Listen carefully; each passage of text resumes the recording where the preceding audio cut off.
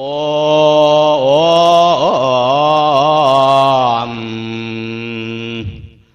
โอ้ยละเนาะยามหมอลำมาจากคุณกำไฟเมืองลาวมาดำกันสองคุณเพื่อนตายเข้าแขนเส้นเต็มที่เข้านั่นบักไส้ล้ำก็เลยจุ่มย่านในนี้บ่ผมตายกลางหลักวางของสู่ตกลงทั้งข่อยจีละจากกับเพื่อนเว้าละนออินอ้อยคำละหอยใส่กันต่อจากนั้นก็เลยสั่งทั้งเมียลาเอ้ยนางเจ้าอย่าสุกกะทุกเวทนาน้ำอ้ายขั้นบ่ตายคุ้งย้อนสิขึ้นมาบ้านเก่าได้หนอ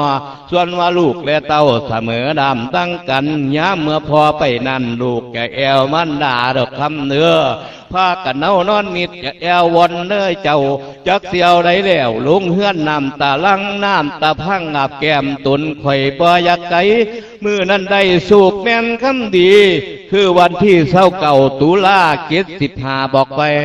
บักลำข่อยดอกวันนี้ขึ้นมานั่งแท็กซี่อายเพื่อนมันมาครับพอเขาหูจักทางกองสิไปเข้านั้นอัศจรรย์ใจข่อยในมาโนบ่ซุ่มซื่นรถก็เลยแลนบึนเข้านั้นจักเวียงบ่มีเสียงไผแล้วสิจากกันคือเก่ามีแต่ดังสุกเศร้าเหงาง่วงนอกอยู่ในหน่อยนึงได้ไปหอดสินตุ่มพอเอ้ยอุกละทุ่มเฮาคิดทำคานิ่งเมียแก้วจังว่าปุ่นข่อยแล้วเล่าแดงมันโมอยู่จังว่าข่อยและเพื่อนพากันขึ้นนั่งเฮือหน่อยบ่ซาพากันเน่งคำขู่พากันลงหน้าเทดวนไปเข้านั้นจักสิไปใส่แล้วเมืองไทยบุหูหอมมีแต่นั่งสุกเศร้าเหงาง่วงนอกอยู่ค่อยพากันย่างก้อยๆไปถามเบิ่งพังรถศูนย์อพยพของเราอยู่วันไหนดีป่าเพื่อนนักกาเป็นขอคำก่อนก้อยก้าวศูนย์ของเราอยู่พ้นมาแท้ตั้งแต่ใส่เดียนออุ้ยละนาส่วนลำนี้ก็ได้ตอบว่ามาแต่เล่าถึงมาเข้าจำเป็นจังดวนมาทั้งนี้สวัสดีด้วยป่าตาใหญ่และพอยกมือขึ้นจอกอกะเลยสั่งลาหน่อยบ่ซาไปหอดในศูนย์อีแม่เอ้ยมีในพ้นในพันมากไม่หลายล้นแต่เพิ่นหนีไปกำเมริกาฝรั่งเหนือละนอข้าหน่อยผู้เนาคางนกอยู่ศูนย์ก่อนสิมาอยู่พี่กำไฟเมริกาลำบ่มีมังดาส่งไปถึงพุ่นกินอยู่ในศูนย์กินแต่ป่าทูหนึ่งเงินค้ำบ่มีจ่ายกลางตะนองและอายทางพี่รถบ่มีเหตุมันเป็นจังสี่ลำจังจากค่อยพัดตัดสินใจจึงในมานำเขาก็สั่งลาเด้อเพื่อนยามเมื่อเดือนเราแกงวันเพ็ญ15คำลำเลยห้องหำให้อะไรบ้านแม่ละเกาหลังบัวลอยวังโอ้ยน้อยละนาเอาครอบครัวของผู้ขานี่ก็มาน้ำหลังแล้วออกจากศูนย์น้องค่ายวันที่19พอเดือน9เดือน10ปี1979ออกจากศูนย์น้องค่าย7 โมงเช้าเข้าสู่กรุงเทพมหานครไปถึงกรุงเทพมหานคร8 โมงแรงเข้าสู่ศูนย์หลุมพินีการยุศูนย์หลุมพินีนี่คนหลายพอคุณแน่นคุณอังส่วนหมักล้ำเลยบ่มีบอลอยู่ไปนอนอยู่บนกองขี้เหงื่อเหม็นเกือบตายก็เลยเว้ากับหมู่ว่าจังสีหมู่ก่อนสิไปถึงพุ่นเมริกาฝ่าย้อนเฮามานอนอยู่นี่อาศัยบ้านนกโมเขา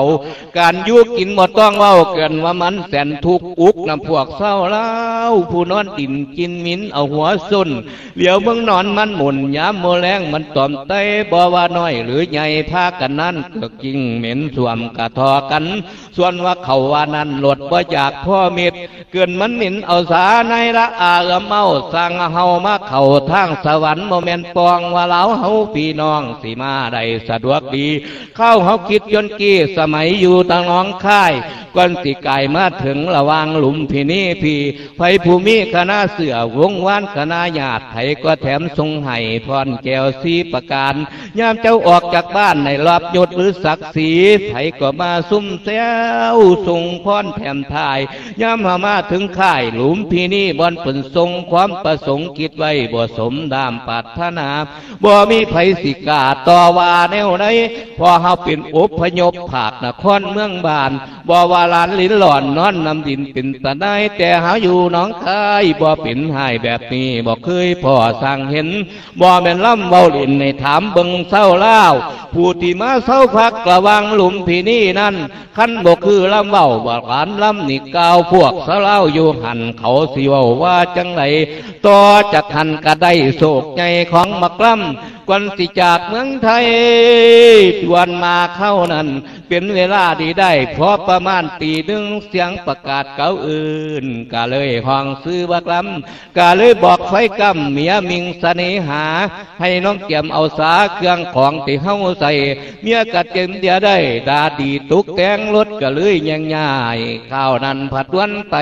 ไปบนไหนละแม่ป้าเขาอื่นว่าดอนเมืองบอนบักลำสิขึ้นยูนเสื่อนบนทึ่งฝ่าเป็นเวลาดีได้บักใช่ลำกะเลยซื้นกะเลยได้ดันกี่ฝ่ามาพี่ดอกบอนไก่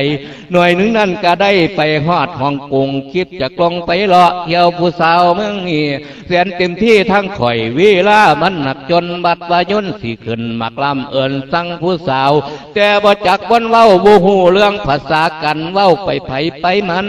โบกมือขอลาน้องแล้วจึงมาถึงห้องตัวเกี่ยวเพิ่นว่ากินเวลาโยหันประมาณใด1 ชั่วโมงก่อนสิจากคนหันตะวันอ่อนสีแดงยุ่นก็แย่งวิหาเสื่อนบนทั้งฝ่ายามเมื่อมาถึงพี่เมริกาฝ่าย้อนนาสวรรค์ประเทศนี้ก็คือบ้านแม่นหมู่เฮานอนายโอ้ยนอละนาเอาเป็นจังไดพวกหมู่เจ้าที่มาอยู่อเมริกาที่มาอยู่อเมริกาเช่นเจ้าหางานทำสะดวกดีบ่นอทานส่วนการงานของเจ้าสะดวกดีหรือว่าบ่เป็นจังไดยะพอเจ้ามาอยู่พี่นานแล้วคนมากล้ำแต่ว่าทั้งไฟกำหลานอ่อนพอมาถึง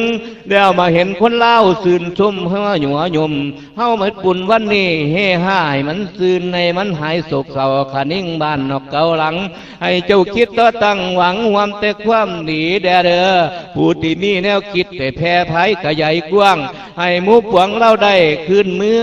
อบ้านเก่าพ่อแม่เฮาอยู่พ้นป่านนี้สิจังใด